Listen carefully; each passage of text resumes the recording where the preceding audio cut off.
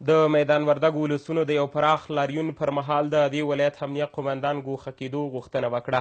د میدان وردګو قومي مخورو فعالانو امنیه قمندان فهیم قایم په فساد، زورواکۍ او ولس ځورونه تورن کړ. په وینا یې نوموړی عدلي او قضایي ارګانونو کې دوسیې لري.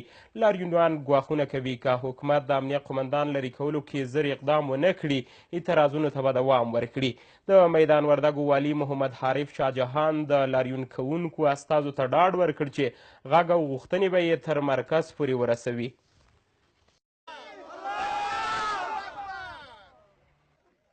د میدان وردګو ولایت قومي مخور فعالان او ځوانان د یو پراخ لاریون په ترڅ کې د دې ولایت امنیه قمندان فهیم قایم لرې کولو غوښتونکي شو. لاریونوال امنیه قمندان په فساد، تبعیضي چلند، د حکومت او ولس ترمنځ واټن پیدا کولو باندې تورنوي.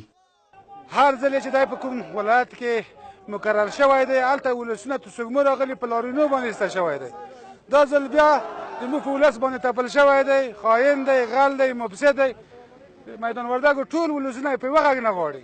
د خلکو منځ کې فاصلې ورځ په ورځ د قومونو تر منځ فاصلې د دې کارونه برعکس دي. ولایت کې هیڅ یعنې د هیڅ کار نه دی کړی، نه د امنیت په خاطر باندې هیڅ څوک د کار نه دی کړی. مقصد د والي هغه قمندان د امنیې زموږ ولایت ته ډېر غیر مؤثره تمام شوی دی. دغه ورځ نشدای راغلی ولایت کې امنیتي وزن ورځ په ورځ نور هم کړکېچنه کېږي. یوازې د خپل جیب د ډکولو په پروژو لګیا دی چې ښه بېلګه یې د جالیز د پوستو د استحکاماتو بودیجه ده چې ده خوړلې ده او په اړه یې په حکومت کې اوس هم دوسیه لري.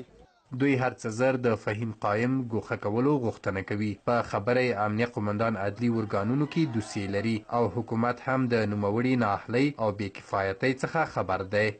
یا چې رئیس جمهور زون ته لیږلی و راپور یې ټول ستا دی، د موږ سره به یې کاپي پرته وي چې بیرته اتمر صاحب ته، شتانګزي صاحب ته او همدارقم وزیر داخلي ته، برمک صاحب ته لیږل شوی دی د زون نه چې دا یو متکبره، مغرور او متصف شخص باید د میدان وردګو نه ایسته شي. دا یوه داسې مافیایي کړۍ ده چې دلته د مافیایي لوړو مافیایي کړیو د خانه د خپلو اهدافو دپاره ټاکل شوی. که چیرې رئیس جمهور وغواړي زموږ قومي مشران، زموږ مخور خلک، زموږ سپین ږیري د دې غله ټول شواهد او اسناد موږ لرو. د میدان وردګو والي محمد عارف شاه جهان د خپل کار دفتر کې د لاریون کوونکو استازو سره په لیدنه کې مرکز سره د دې موضوع شریکولو ژمنه وکړه.